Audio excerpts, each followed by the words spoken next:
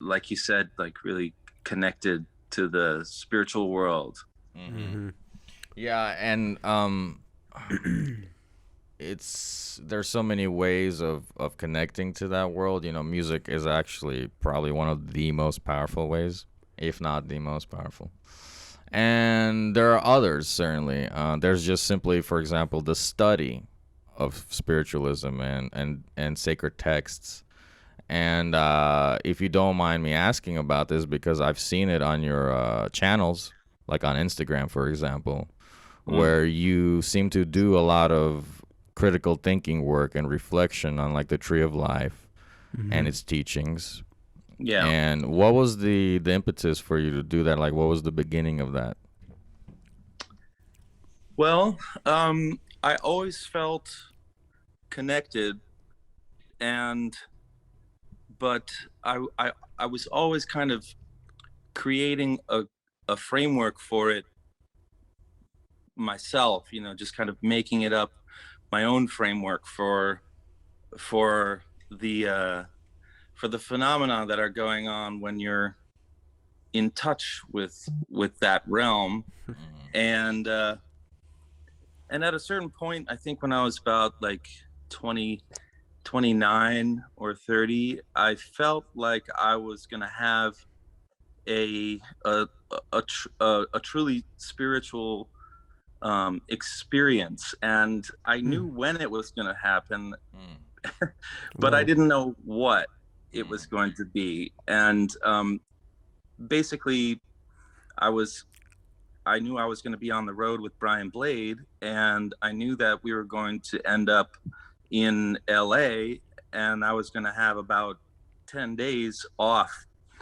And so I kind of knew that that was going to be the time where I was going to have my kind of spiritual experience, you know, my awakening of some sort. You know, I kind of knew that that was going to be the time. I didn't know what was going to happen, because I didn't plan anything. I just knew that that was going to be the time that I was going to, you know, that something was going to happen, you know. And so I was in uh Santa Cruz on tour with Blade, and I was playing my guitar in my hotel room, and I get a knock on the door, and it's a guy that I know, and I hadn't seen him for a year, and and his name is Carlos, and he just happened to be in the next room, and he heard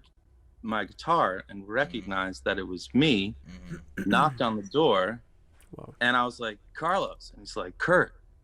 And about a year before, he had sort of laid a whole bunch of Kabbalah on me in Brooklyn, and but I wasn't really ready for it, you know.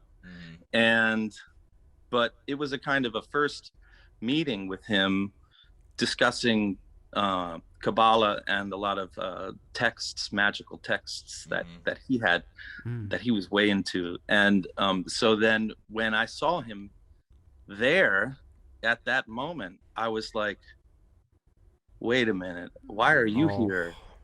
And he was like, yeah, this this is this is it, you know. And I was like, yeah, this is so mind-blowing, because, and I told him, and he's like, yeah, man, I'm here because he said I'm here because I'm like gonna buy a house around here, and I'm just staying here because I'm checking out places, you know. And he just happened to be in the next room, and so he was like, why don't you come up to my house in Oregon, in Portland, and you know, we can hang out, and you can stay in I got a trailer in the woods that you can stay by yourself in the trailer, and I'm in the house with my girlfriend, and we can just hang out. And I was like, yes, that's the thing. So I flew up there, and we just hung out, and he just hit me to a ton of Kabbalistic stuff, and we were doing.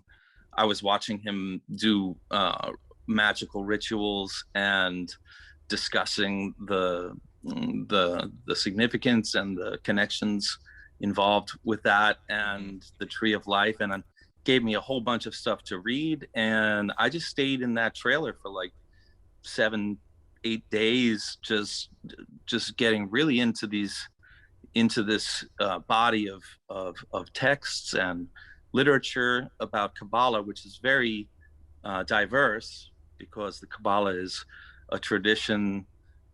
It's the esoteric underpinning of a lot of traditions, and from Judaism to Christianity, and to magical circles and Western magic, and I just loved it. And because it's not dogmatic, it really speaks to the functioning, like the metaphysical functioning of how an idea comes from ideation down through processes into manifestation, both on the microcosmic level and the macrocosmic level. So I found it to be a very useful and functional and beautiful discussion and description of and framework for this feeling of connection that I've always had, so that was how I got into it. That's how I found it. I felt like a molecule of water having been dropped onto a mountain and then gone all the way down, and then all of a sudden found the ocean. Wow. Whoa. That's how I felt.